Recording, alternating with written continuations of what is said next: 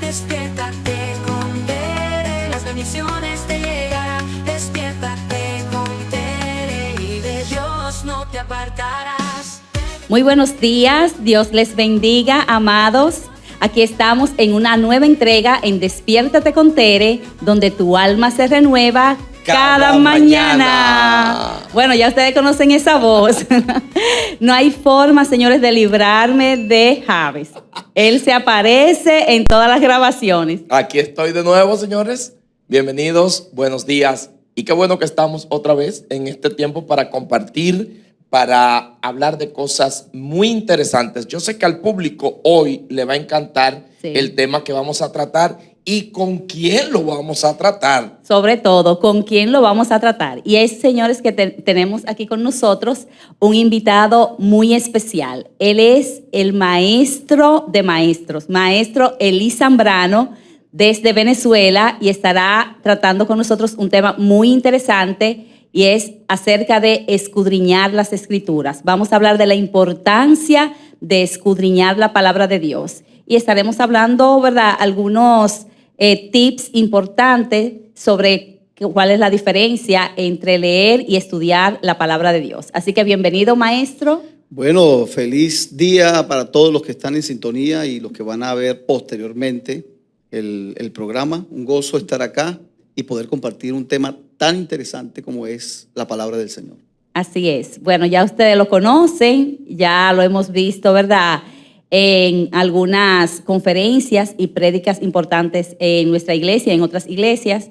Y estamos aprovechando que él está ahora en el país y vamos, ¿verdad?, a tratar este tema a propósito del mes de la Biblia, que recientemente, el 27 de septiembre, estuvimos celebrando el Día Internacional de la Biblia. Así que vamos a comenzar. Quiero comenzar con una pregunta que, ¿verdad?, quizás para muchos sería algo muy obvio, y es acerca de qué es la Biblia, qué es la palabra de Dios y la diferencia que tenemos entre estudiar la Biblia y escudriñar las Escrituras. Sí, creo que el libro de los libros por excelencia a lo largo de la historia, y eso no solamente lo decimos nosotros, quienes creemos en Dios, quienes leemos asiduamente la Biblia, sino también es un concepto, un criterio que tiene el mundo respecto a la Biblia. Se considera el libro sagrado por excelencia, el libro indestructible que ha sobrevivido exilios, guerras mundiales.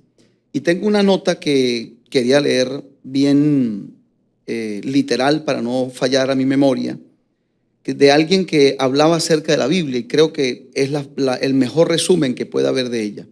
Dijo alguien: la Biblia contiene la mente de Dios, el estado del hombre, el camino de la salvación, la condenación de los pecadores y la felicidad de los creyentes.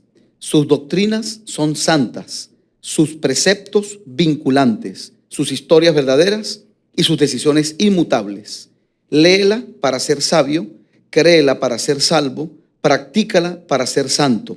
Tiene luz para guiarte, alimento para sostenerte y consuelo para alentarte. ¡Wow! Tremendo. Tremendo. Eso Creo que ahí está el resumen de lo que es la Biblia. Sí, la verdad es que sí, muy completo. Maestro, ¿y qué pasaría con una persona que se encuentre con ella? ¿Sería igual quien la lea que el que la estudie? Sí, uno de los errores, y creo que es un error de buena intención, no es un error de mala intención o de mala fe, de muchos sectores religiosos y no religiosos, es tomar la Biblia como un libro de lectura terapéutica. Y puede ser que a mucha gente le resulte leerla de manera terapéutica para distraerse, etc. Pero indiscutiblemente la Biblia no es un libro para leerlo, sino para escudriñarlo. Las veces que Pablo o nuestro Señor Jesús se referían a ella, decían que había que escudriñarla, que se erraba cuando ignorábamos la Escritura. Yo respeto los programas que existen en muchos movimientos religiosos, incluido la Iglesia Cristiana, respecto a lo que son los programas de lectura bíblica al año. Me parece bien porque creo que nunca a alguien le va a hacer daño leer la Biblia. Me parece delicado ¿en qué sentido? En que la gente crea que por leer la Biblia en un año ya conocen la Biblia. Y obviamente todos aquí sabemos que lo que implica la profundidad de cada línea de la Biblia no da para estudiarla, para leerla de la forma en que mucha gente lo hace. ¿Se puede leer de manera inicial? Sí, pero cada línea de la Biblia, no olvidemos que ella comprende más o menos, según los comentaristas, 4.000 años de historia, nada más por la parte histórica. Todos aquí sabemos que la palabra de Dios tiene una profundidad más allá de lo literal. Los sabios judíos hablan de 70 niveles de revelación que hay en ella. Las reglas de interpretación bíblica hablan de 17 niveles de interpretación. En todo caso, estamos hablando de un libro que no solamente tiene niveles de profundidad, sino que cuando volvemos a leer una línea de ellas, cualquiera que hayamos leído otras veces, vemos algo que no veíamos en otra oportunidad. Eso indica que la Biblia, de alguna forma, es un libro vivo, tiene vida.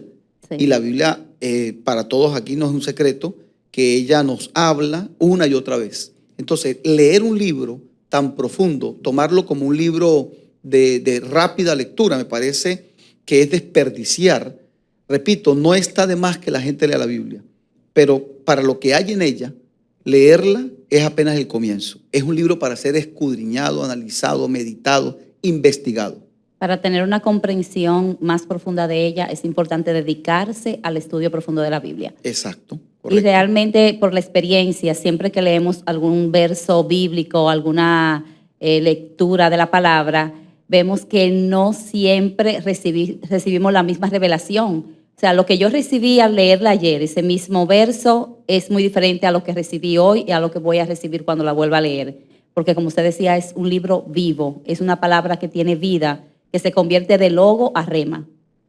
Y eso va muy, muy atinado a lo que la misma palabra revela, que ella es nueva cada mañana. Correcto. Sí. No Correcto. es que usted va a encontrar el verso al revés o lo va a leer de alguna otra forma, sino que puede tener una nueva aplicación, puede tener una nueva revelación, como le abra el entendimiento a las personas que la lean Y acorde a la necesidad y también. acorde a la necesidad. Mira, hay una experiencia que todos los que predican quizá lo han vivido, y es que uno da una enseñanza de cualquier pasaje de la Escritura, y cuando hace uno el feedback después de la conferencia, todo el mundo dice, o vamos a decir muchos, para no decir todo el mundo, Dios me habló. Pero cuando uno les pregunta en qué parte del tema le habló, a todos le habló de manera diferente en diferentes partes del tema.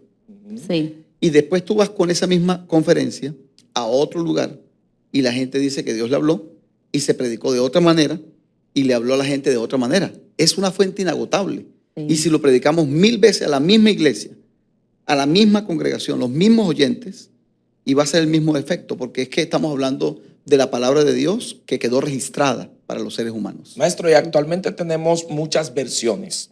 Háblenos un poco acerca de esas versiones, cómo surgen, cuáles son, algunas que usted considere desde su profundidad de estudio que puedan ser bien utilizadas por todos nuestros oyentes. Sí, cuando tenemos dos términos que se parecen, que casi se cruzan en la misma línea, que son traducción y versión.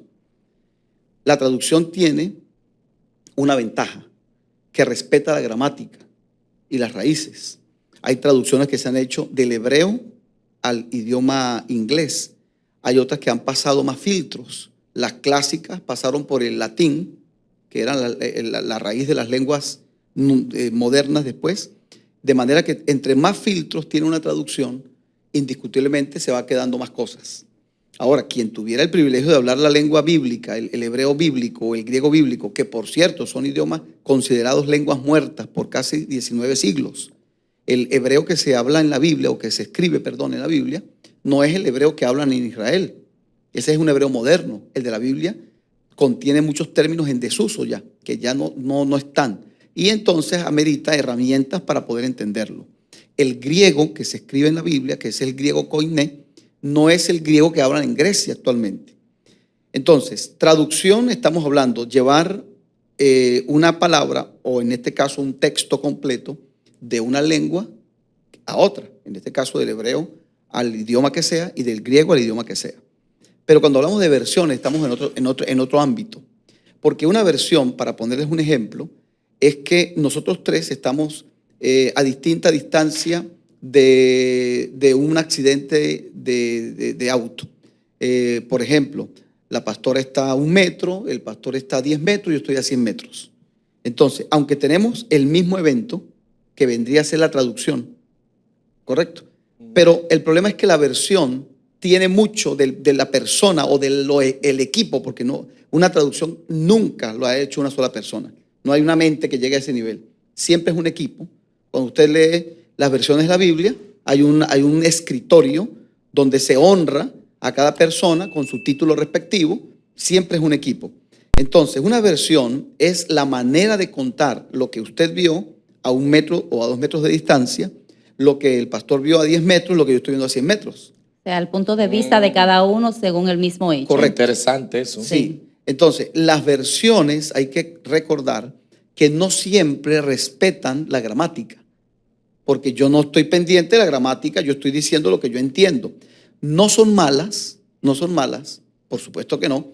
La versión, por ejemplo, lenguaje actual, palabra de Dios para todos, nueva versión, nueva traducción viviente. Hay varias versiones, se llaman versiones libres. Se llaman versiones libres porque precisamente no respetan y no lo hacen de mala fe. No toman en cuenta, digamos, lo mejor, las reglas sí, gramáticas, pero lo que hacen es explicarme a mí y me parece bien. Porque no, para nadie es un secreto que el español en el que está escrito Reina Valera es un español antiguo. Y eso que tiene no sé cuántas revisiones cada tantos años para tratar de actualizar términos. Vosotros veis, correcto, seréis. Bueno, la versión es antigua, imagínate. sí. Viola, tomóla, besóla y preñola.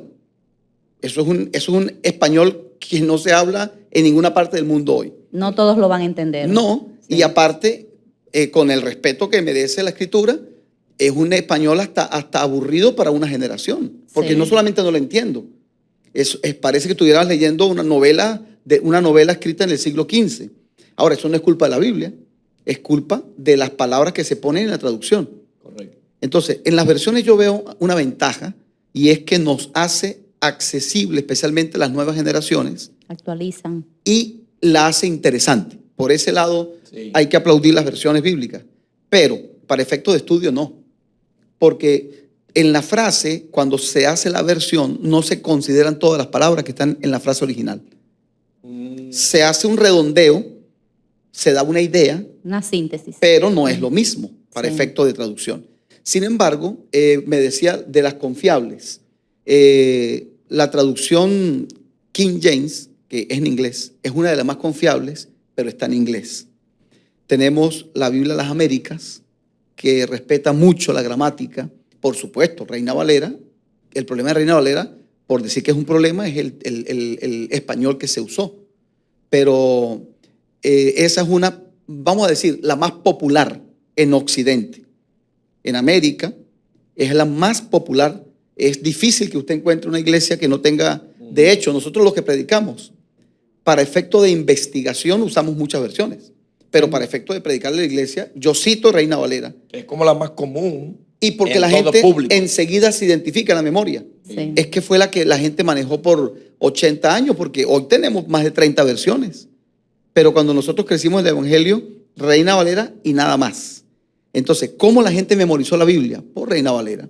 Sí. Entonces, no es una versión, por supuesto, es una versión que se ha tratado de poner a la altura de las exigencias de los nuevos tiempos, pero tenemos, bueno, si la gente me pregunta, yo le recomendaría a la gente conseguir la interlineal.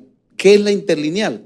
Lo que está el texto como aparece escrito en el idioma original, hebreo, Antiguo Testamento, y abajo aparece la traducción literal de la palabra. Solo que no aparece, no hay reglas de estilo.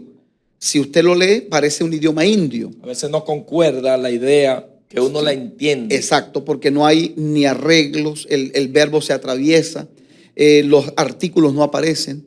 Entonces, ¿cuál es la ventaja?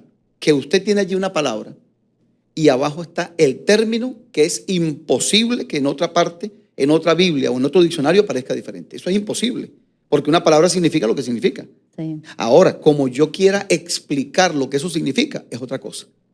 Entonces, si me pide una recomendación para efecto de estudio, que ubiquen la interlineal, que por cierto está libre, de libre acceso, de libre consulta y de libre consumo en el Internet. O sea, usted no está violando derechos de autor. Sí. Está libre, Biblia interlineal, a los que les gusta leer la Biblia e investigarla, hebreo-español para el Antiguo Testamento y griego-español para el Nuevo Testamento. Muy bien, excelente. Wow, me encanta. Yo uso mucho las Américas. A mí me gusta mucho porque es como parece Reina Valera mejorada. Sí. Es lo que me da la impresión. Y usted puede compartir con nosotros algunos tips de cómo sacarle un mejor provecho a la Ok. palabra Muy cuando bien. estamos estudiando. Que nuestros amigos que están escuchando el programa puedan manejarla de una manera cómoda, entendible. Ok. Mira, yo diría que hay dos caminos. Uno para los lectores nuevos, los que dicen yo quiero leer la Biblia pero no sé nada. Siempre se recomienda pues leer lo más sencillo. ¿Quién no conoce los evangelios? La historia de Jesús, por muchos motivos, es conocida por el común de los mortales. Entonces yo sugiero que se lean los evangelios. Aparte, las películas nos han ayudado, mal o bien, a conocer episodios de la historia de Jesús. Entonces vas a leer algo que tú vas a decir, pero esto yo lo vi en una película, y te vas a sentir identificado. Por una parte, los salmos se recomiendan porque son cantos, alabanzas de personajes que vivieron experiencias como nosotros. Y entonces usted, al leer los salmos, usted va a ver un David que estaba en una situación de vida terrible, salmistas que decían que tenían enemigos. O sea, usted va a ver algo allí, y es que el ser humano no ha cambiado. Cambian los escenarios, pero el ser humano es el mismo. Traiciones, intrigas, dolores, amarguras, tristezas, decaimiento, depresión, y por supuesto Dios interviniendo y levantando al hombre. Entonces los salmos creo que es el libro que nos hace ver que la gente en la Biblia eran tan humanos como nosotros. Y por supuesto el libro de Proverbios, que para los que no saben es un libro de sabiduría, escrito casi todo por el rey Salomón.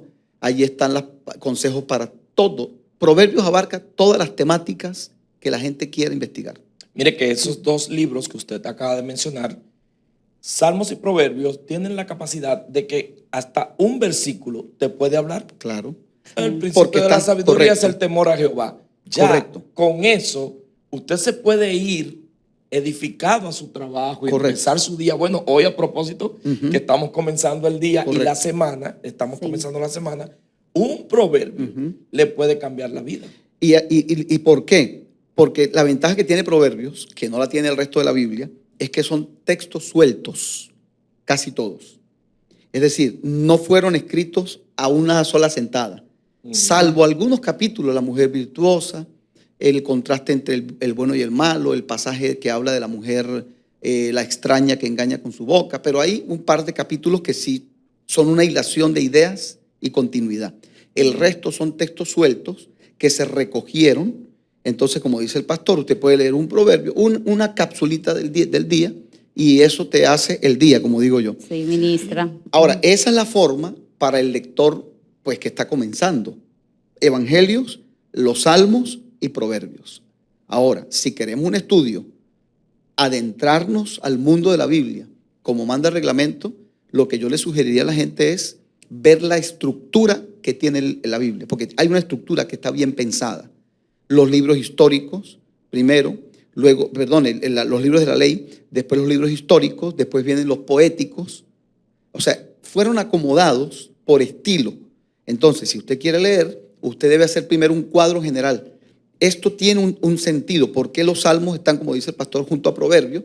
A pesar de que lo escribió David, que debería estar por allá en el libro de Reyes. Porque están agrupados por el estilo literario en el que están escritos. Entonces, estamos hablando ya de otra cosa. Estamos hablando de un estudio sistematizado, es el nombre, porque está bien estructurado. El que quiera dominarlo, lo bueno es que ahorita hay muchas herramientas. Sí. Mucho, y tutoriales confiables de gente que sabe cómo está estructurada la Biblia y la pueden leer si quieren crecer en el conocimiento de la palabra. Así es. ¿Y algunas recomendaciones finales para nuestros amigos, para que ellos puedan sacarle un mejor provecho al estudio de la palabra? Bueno, como te digo, el plan de lectura bíblica anual, yo enseño que si la gente lo quiere hacer, lo puede hacer. Pero yo no creo que la Biblia se lee como leer una novela de Rómulo Gallegos, de Gabriel García Márquez, no. Yo lo que sugiero es leer un texto, vamos a decir, un capítulo, porque es que hay tantas cosas. Hay una anécdota de un predicador que del Génesis capítulo 1, verso 1, si mal no recuerdo, sacó casi 90 predicaciones. Wow. De Génesis 1, 1. De un solo verso. En Sí. el principio creó Dios los cielos y la tierra. Entonces, estamos hablando de... Riquezas. Claro, Sí. hubo otro predicador Una fuente inagotable. de la época de Spurgeon, que es un célebre predicador del siglo, creo que 19, que sacó 84 mensajes de Juan 3:16. Y Entonces, ¿qué te quiero decir? Estamos ante un libro que no deja de sorprendernos en la profundidad que tiene, Sí. pero a la vez la sencillez con la que fue escrito. Yo lo que le sugiero a la gente es orar antes de leerla y decirle, Señor, permíteme que tu palabra hoy me dé el consejo que tú tienes para mí y que lo leas. Y por supuesto, cada línea tiene una profundidad que tú tienes que pensar, que ores, que reflexiones, cómo esa palabra, porque ese es el punto de la Biblia. La Biblia tiene algo que es no solamente cognitivo, o sea, no es solamente conocimiento, sino algo que es práctico. Sí. O sea, toda la Biblia está escrita pensando en que el hombre pueda bajarla, usando un término de informática, bajándola al lenguaje humano. Es decir, cómo este texto me afecta, cómo este texto me sirve para el día a día, cómo esto me va a servir para el problema que voy a tener que enfrentar ahorita al llegar al trabajo, o mañana al enfrentar un problema familiar, o un problema de orden personal, mental, emocional.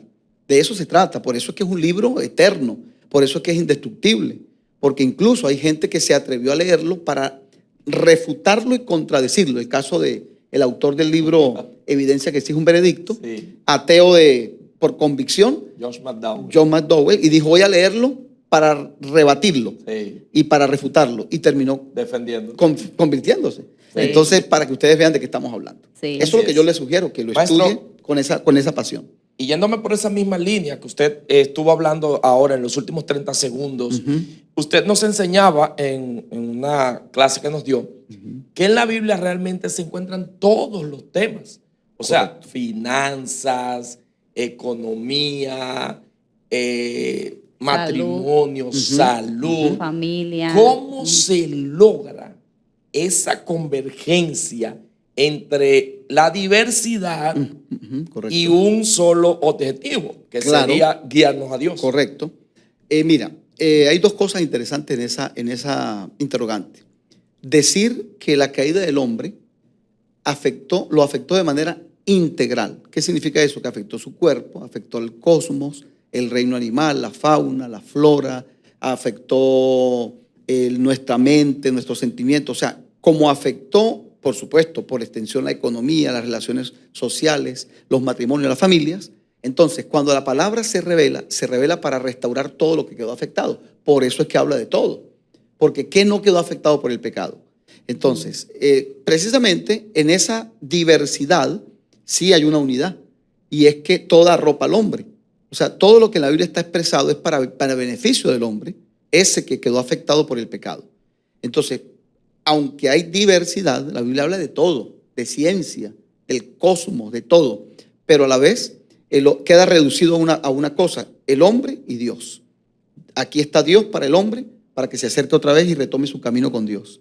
Pero hay una clave que es usar los lentes correctos. Esa frase la escuché de un hombre que decía, si nosotros no usamos los lentes correctos, vemos la Biblia como algo aburrido, como una historia irrelevante para nosotros, o la veremos como incluso un asunto de orden religioso.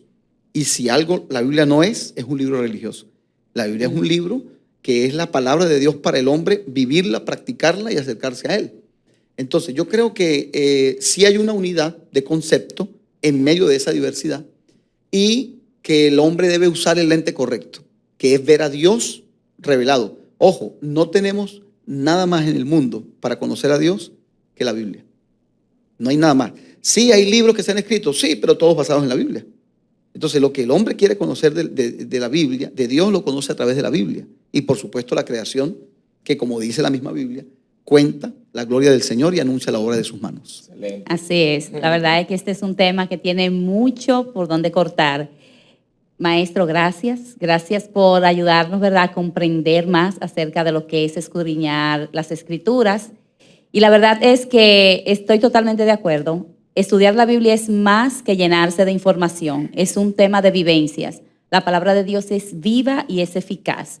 Y cuando lo hacemos con la intención de que esta palabra pueda ministrar a nuestras vidas y produzca un cambio, yo creo que tenemos el 100% de las posibilidades de que ese cambio suceda.